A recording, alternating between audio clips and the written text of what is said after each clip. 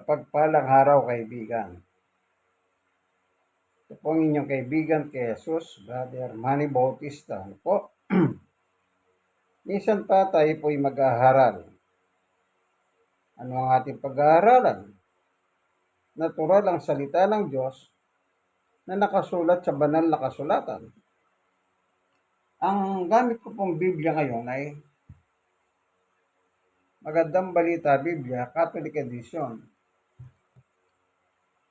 Kaya ito po ang ating pagkukunan ng ating pag-aaral, walang iba. Ngayon, kung meron po kayong ganito, di sundan niyo po. Po. Yan. Pero bago tayo papalahot, mas mabuting tayo muna ay manalangin. Lumapit tayo sa makapangyarihan Diyos upang siyang pumatnubay sa atin, siyang bumabay sa atin, upang siyang magturo, magpatotoo sa ating kalagitnaan. Ano po? Panginoon Diyos, naming Ama na makapangyarihan sa lahat. Minsan pa, samahan mo kami ng iyong Santong Espiritu sa pagbubulay ng iyong salita. Sa pagkakataon na ito, buksan ang puso at isip ng bawat isa na kung may mga nanonood ng bidyong ito na wala sa tumpak na haral ang kanyang pananampalataya, baguhin mo po siya, Panginoon Diyos. Salamat po sa ngalan ni Jesus. Amen. Napakabuti ng Diyos. God is good all the time. Bakit po napakabuti ng Diyos? Ano man ang sama ng tao, mahal ka ng Diyos. Kapag pasisikatin ng araw ang Diyos, lahat ng tao, mabuti masamang tao, nakikinabang. Pag pasisikatin ng ang Panginoon Diyos ang buwan sa gabi, lahat ng tao nakikinabang. Ibig sabihin po, ano man ang gawin ng Diyos, halimbawa, yung angin nating nilalangap, kahit masama kang tao, nakakalangap ka ng angin, walang bayad, libre. Isipin mo yan. Yan ay tanda ng pag-ibig ng Diyos sa tao. Ngayon, meron nakasulat po dito na ang sabi niya, anong nakalagay dito? Babasahin natin, ano?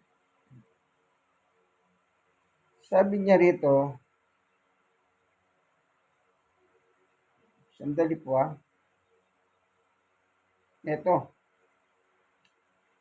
Sa unang Pedro 4, sa 15, huwag nawang mangyaring magdusa ang sinuman sa inyo dahil siya'y mamamatay tao, magnanakaw, salarino, pakialamero. 16. Ngunit kung kayo'y magdusa dahil sa pagiging Kristiyano, huwag ninyo itong ikaya. Huwag ninyong ikaya ito. Sa halip, magpasalamat kayo sa Diyos sapagkat taglay ninyo ang pangalan ni Kristo. Malaking karangalan po pala kapag ikaw ay isang Kristiyano. Ayon kay apostol na si Pedro. Anong sabi niya? Sa 4:16 ng unang Pedro, ngunit kung kayo'y magdusa dahil sa pagiging Kristiyano, huwag ninyong ikaya ito. Sa halip, magpasalamat kayo sa Diyos sapagkat taglay ninyo ang pangalan ni Kristo. Kung nilalait ka nang dahil sa iyong pananampalataya kay Kristo, yan, huwag niyong ikaya. Madalas po sa aking karanasan, kasi nagsishare ako ng Word of God sa public. Kasi ugali ko na ang laging nagdadala ng Biblia. Para saan? Ba't ako nagdadala ng Biblia? Kung minsan po, meron ko nakikita mga tao, nasisharean ko sila. Kung minsan may nagtatanong sa akin, hindi lang isa o dalawa, naranasan ko na eh. Ang tanong nila sa akin, ano ang reliyon mo? Ang lagi ko po sinasagot sa kanila, wala po akong reliyon. Kasi wala naman pong, ang reliyon po hindi nagliligtas. Ang madalas kong isagot sa kanila, ako po ay isang Kristiyano. Oh. Ang Kristiyano po pala ayon sa Apostol Pedro, taglay mo. Anong nakalagay dito? Ngunit kung kayo magdusa dahil sa pagiging Kristiyano, huwag ninyong ikaya ito. Sa halip, magpasalamat kayo sa Diyos sapagkat taglay ninyo ang pangalan ni Kristo. Yan palang Kristiyano, taglay mo ang pangalan ni Kristo. Sinong Kristo? Kasi sabi ni Pedro, taglay mo ang pangalan ni Kristo. Sino si Kristo? Ayon pa rin kay San Pedro. Dito po sa Mateo, yung eksenang na tignan natin dito sa Mateo.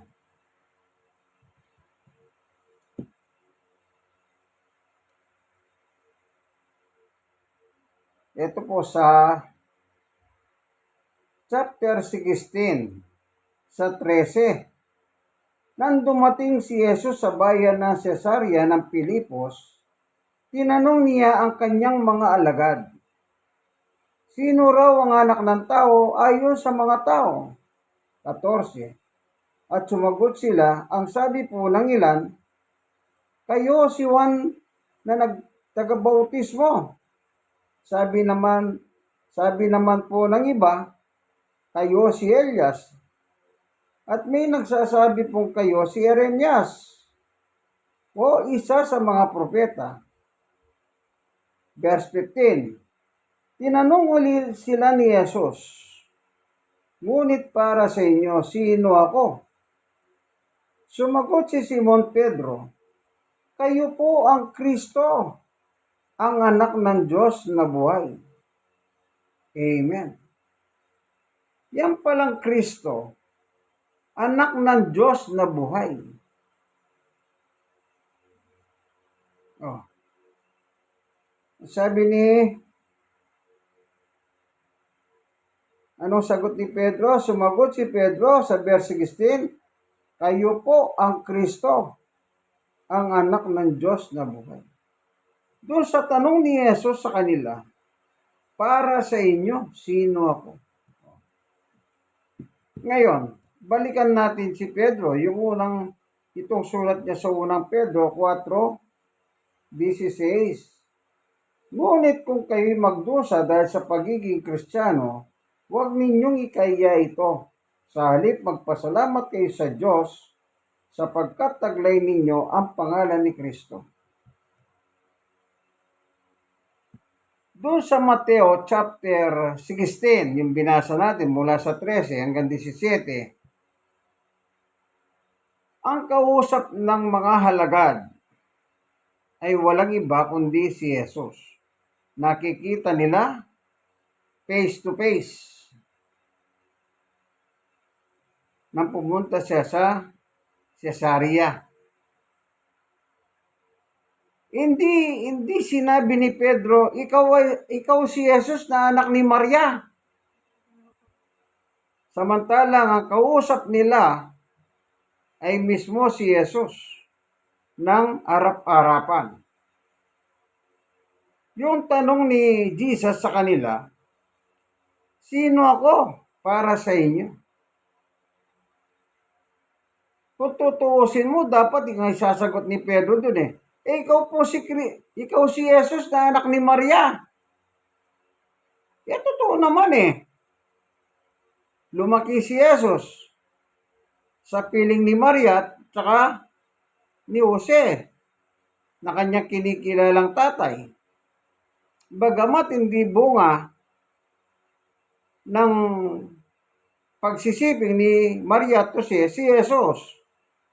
Kasi si Maria po, bago pakasalan ni Jose, siya po ay nagdadalang tao mula sa Espiritu. Kaya ang nanganak kay Jesus, sa laman, si Maria. Kaya ginagamit ni Jesus yung titulong anak ng tao nung panahon na siya ay nangangaral sa lupa. Kaya yung unang tanong niya sa mga alagad, sino ang anak ng tao ayon sa mga tao? Anong sagot ng mga tao?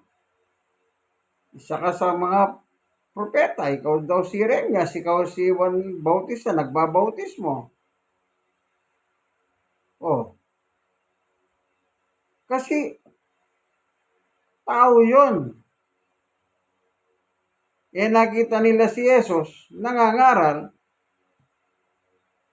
na anak ni Maria. Oh. Sinabi ba ng mga tao, ikaw po ang Kristo? Wala. Inalintulad si Jesus sa mga tao. Ikaw si Juan Bautista, nagbabautismo, ikaw daw si Jeremias, ikaw si... Oh. Pero nung tanungin niya sila Pedro, maliwanag ang sagot ni Pedro, ikaw ang Kristo, ang anak ng Diyos na buhay. Yan palang Kristo. Kapag ikaw ay isang Kristiyano, ayon kay Pedro, taglay mo ang pangalan ni Kristo. Kaya Kristiyano, Kristo. Sabi naman ng meron ko narinig na pastor, na ibang pastor, maliit na Kristo ang Kristiyano. Ano po? Tignan lang natin dito sa Gawa 26, isang eksena. 26, 28, and 29 ng Gawa.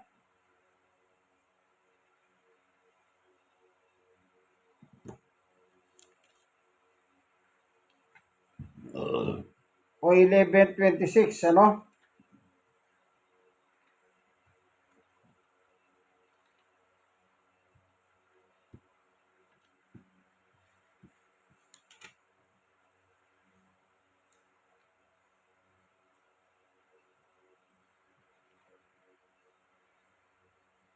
Tignan muna natin sa Gawa 11:26, ano po? 11:25. Sa 25 natin simulan. Nagpunta si Bernabe sa Tarso upang hanapin si Saulo. Verse 26. At nang kanyang makita at nang kanyang matagpuan, ay sinama niya ito sa Antioquia. Isang taon silang nanatili roon nakasama ng iglesia at nagtuturo sa maraming tao doon sa Antioquia. Unang tinawag na Kristiyano ang mga tagasunod ni Jesus. Yun. Yung palang Kristiyano ang kahulugan, mga tagasunod ni Jesus, mga marami. Kaya yung nakalagay dito sa 26, at nang kanyang matagpuan, tinutukoy niya natagpuan, si Saulo, ay sinama niya sa Antioquia. Isang taon silang nanatili roon at kasama ng iglesia. Yang iglesia po, binubuo ng mga taong mananampalataya, believers sa Panginoon Diyos.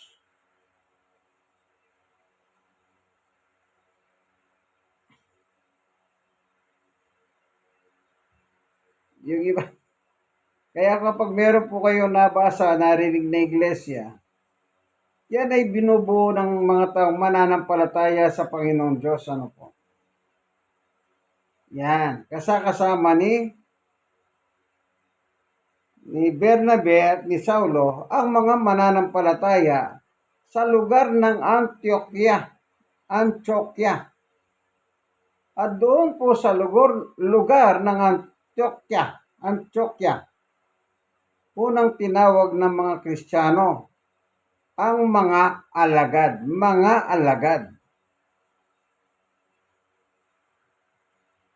Oh. Doon sa Antioquia, unang tinawag ng Kristiyano ang mga tagasunod ni Jesus. Tagasunod, alagad ni Jesus. Oh, anong nakalagay? Mga tagasunod ni Jesus. Ibig sabihin, marami. Kaya yung iglesia, maraming mananampalataya ang ibig sabihin po noon. Oh, naintindihan nyo na po. Okay, balikan natin yung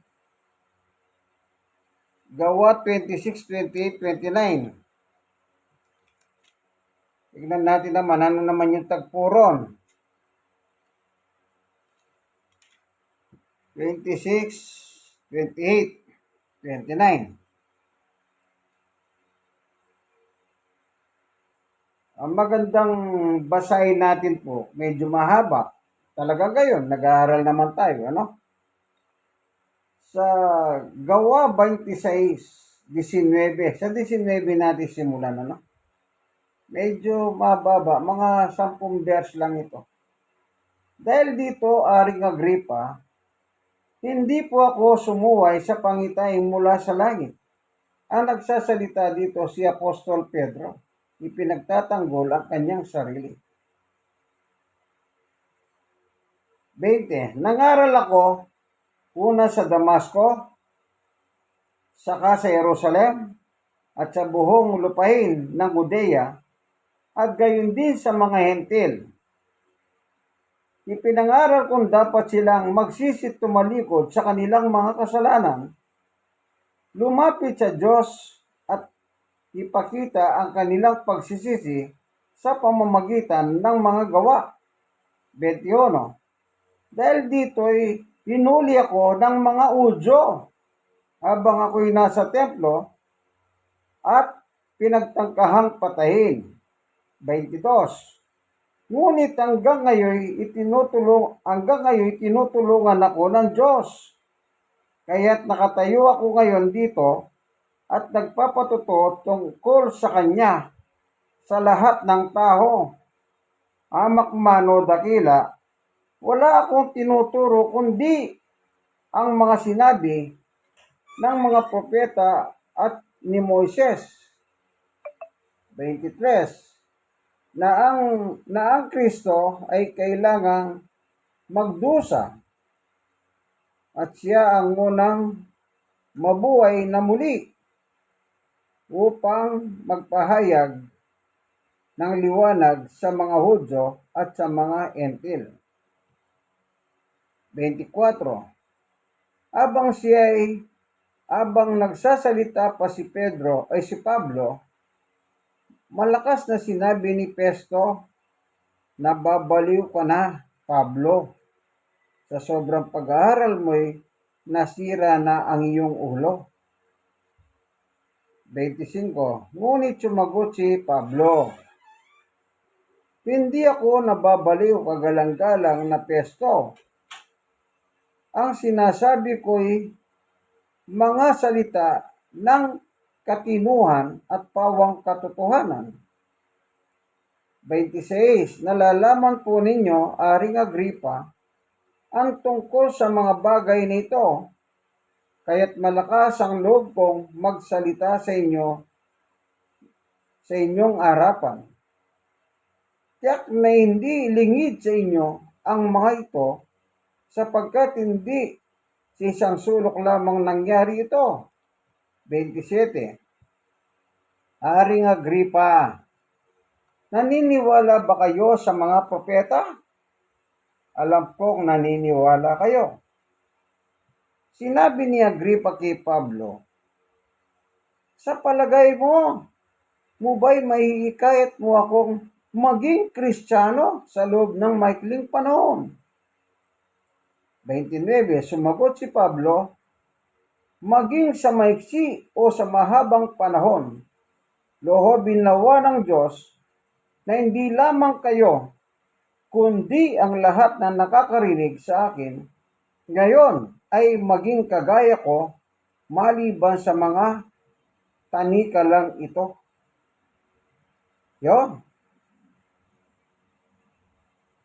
Tignan nyo po, ano? Yung palang pangangaral ni Pablo sa panahon niya ay nangiikayat sa mga tao na maging Kristiyano o maging tagasunod ng Panginoong Yesukristo. Kaya ang sagot ni Haring Festo, ulitin natin, sa 28, sinabi ni Haring Agripa pala, kay Pablo, sa palagay mo ba, may ikayat mo ako maging Kristiyano sa loob ng maikling panahon? Naintindihan po ni Haring Agripa ang sinasabi ni Pablo. Kaya ang sagot niya, gusto mo rin ba akong maging Kristiyano? Anong sagot ni Pablo? Opo, hindi lang ikaw, kundi ang lahat ng nakikinig ngayon sa akin dito. No. Kasi po, napakagandang katangian kapag ikaw ay isang Kristiyano. Taglay mo ang pangalan ng Kristo. Sino ang Kristo? Ang anak ng Diyos na buhay. Dito pa siyang talata, sa gawa pa rin. Sa 4, tignan natin, ano? Wala po tayong kutiko. Kaya, kung ano lang po yung ano natin, ano, dumarating sa isip ko, nangangati. Hindi kagaya ng ibang nagtuturo. Meron silang laptop, cellphone, na ginaganong-ganon. Halata naman eh. Kasi pag nagsasalita sila, sa pulpito, nakikita mo yung kamay nila, ginaganon nila. O, ginaganon. Meron silang laptop o kaya cellphone. O yung medyo malaking sa cellphone ng unit, ano? Yan. Dito sa Gawa 5:42.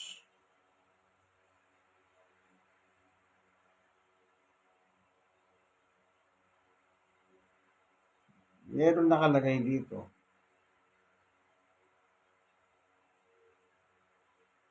Ito mababa pong babasahin dito eh. Ano? Ang title kasi nito, ang pag-uusig sa mga apostol. Kaya mababa ito, no? Pero pipiliin lang natin, no? Doon sa Gawa 5:17. Labis na nainggit sa mga apostol ang pinakapunong pare at ang mga kasamahan niyang Saduceo, kaya't kumilos sila. 18. Dinakip nila ang mga apostol at ibinalanggo. Ayan. Sa 27, iniharap nila sa kapulungan ng mga apostol. Yung kapulungan po sa mga Hudyo, parang katumbas sa ating panahon yan, ay Senado. Yan po yung katumbas niyan sa ating panahon na Senado, yung kapulungan ng mga Hudyo. Iniharap nila sa kapulungan ng mga apostol at ang mga ito'y tinanong ng pinakapunong pare. 28. Hindi ba't maigpit namin kayong pinagbawalang mangaral sa pangalan ng taong yan? Sinabi niya, Ang tinutukoy po nilang taong iyan, si Jesus. Yan din po pagkakilala ng mga tao noon na si Jesus ay tao, hindi Diyos. Kasi nga po, nakita nilang ipinanganak ni Maria at lumaki sa piling ni Maria at kay Jose, isang karpintero o alwage. At nagkaroon pa ng mga kapatid, si Jesus na lalaki at babae. After nang may panganak si Jesus, kasi po biriyan si Maria wala silang relasyon na sexual ni Jose. Nagkaroon lang po sila ng pulot gata ni Jose after nang may panganak po si Jesus. Kaya nagkaroon po sila ng bunga ng kanilang pulot gata ng lalaki at babae, mga kapatid ni Jesus, sa laman. Kaya sabi nila, pangalan ng taong iyan, si Jesus ang tinutukoy ng pinakapunong pare. Sa 29, sumagot si Pedro at ibang mga apostol, sandali, saan na ba yung sinabi niya? Ito, pinagbawalang mangaral sa pangalan ng taong iyan. Ngunit tignan ninyo ang inyong ginawa. Laganap na sa Jerusalem ang inyong itinuturo at nais pa ninyo kaming papanagutin sa pagkamatay ng taong iyan. Ayan naman yung salitang taong iyan. Sila po kasi ang umatol ng kamatayan kay Jesus. Itong mga punong saserdote o mga kababayan niya na mga Udyo. Sa 29, sumagot si Pedro at ang ibang mga apostol, sa Diyos kami dapat sumunod, hindi sa tao. Verse 30, ang Diyos ng ating mga ninuno ang muling bumuhay kay Jesus na pinatay ninyo. O, sinong pumatay kay Jesus ayon kay San Pedro? Dakilang saserdote. Saserdote pare sa panahon natin. Upang sa inyong ipako sa cross. 31.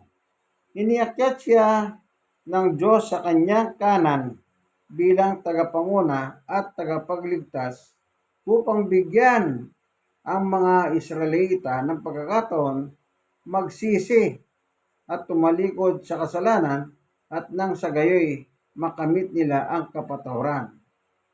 32. Saksi kami sa mga bagay nito.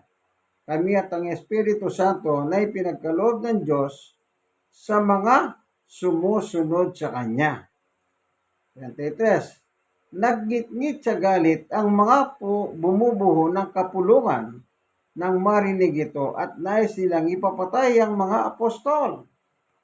Yan, naggitngit, galit na galit. Yan. Kanino sila galit? Sa mga apostol. Yan po yung panguhusig sa panahon nila. Na inuhusig po ang mga apostol at pinagbawalan pang mangaral sa pangalan ni Jesus.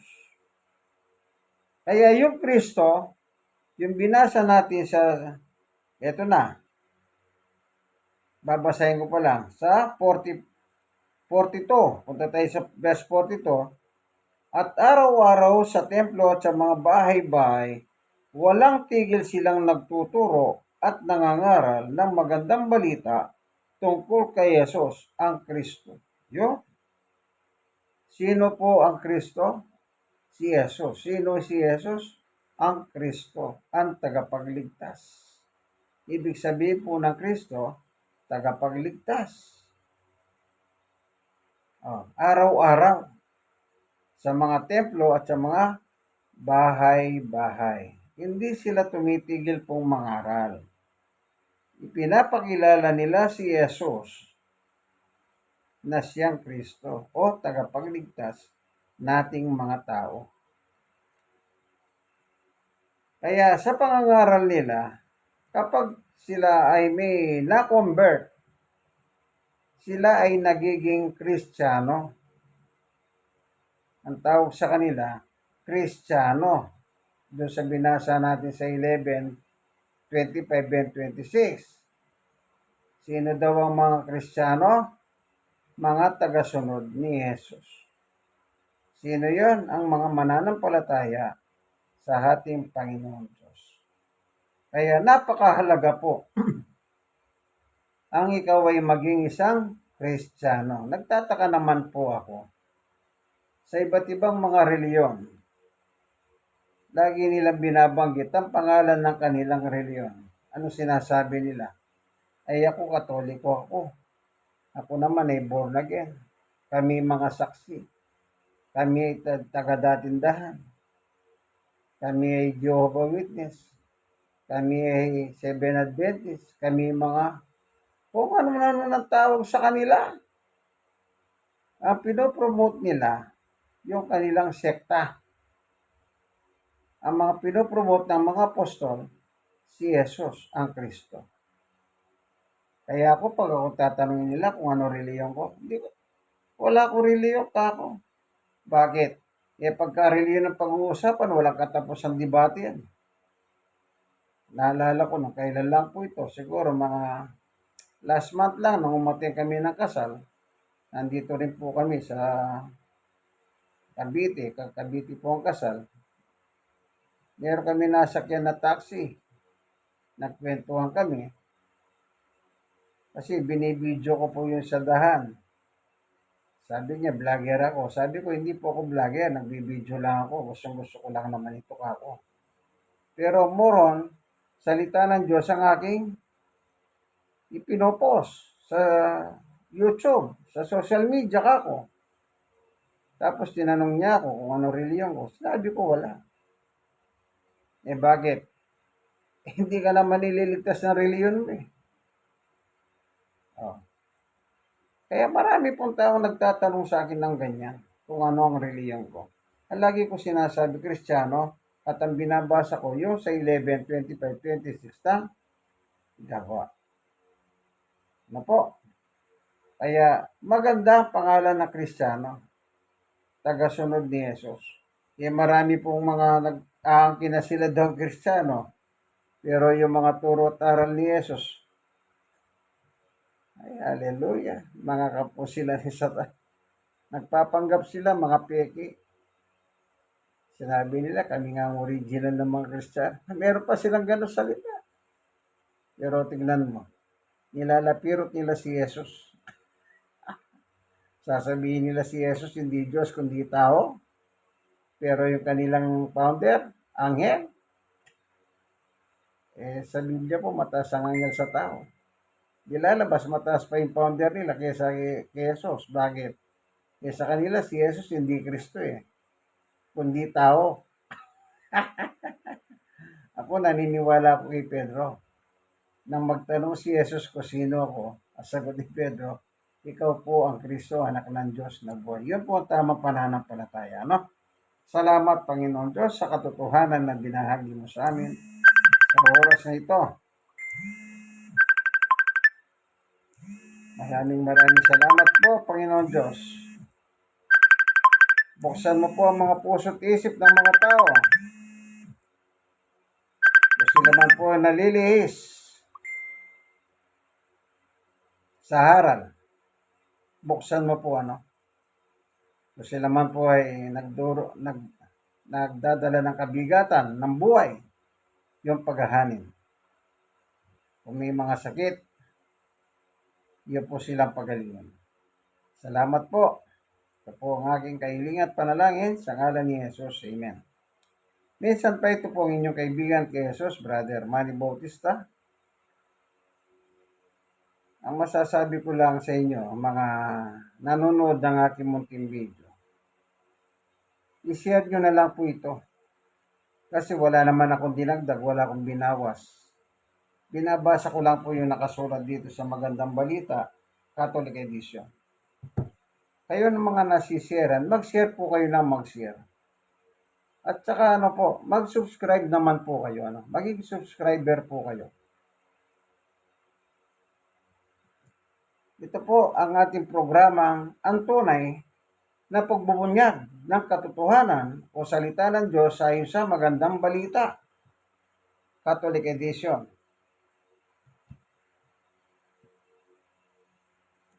Ganito na lamang po. God bless us all po. Bye-bye! Tandaan niyo po, kaibigan, hindi ko kayo kahaway, kaya dapat hindi niyo ako kahaway. Nagbabasa lang po ako ng Biblia. Kung nasasaktan kayo, pasalamat kayo. May kagaya kong nagtuturo, nagsishare ng katotohanan. Sige po. Bye-bye.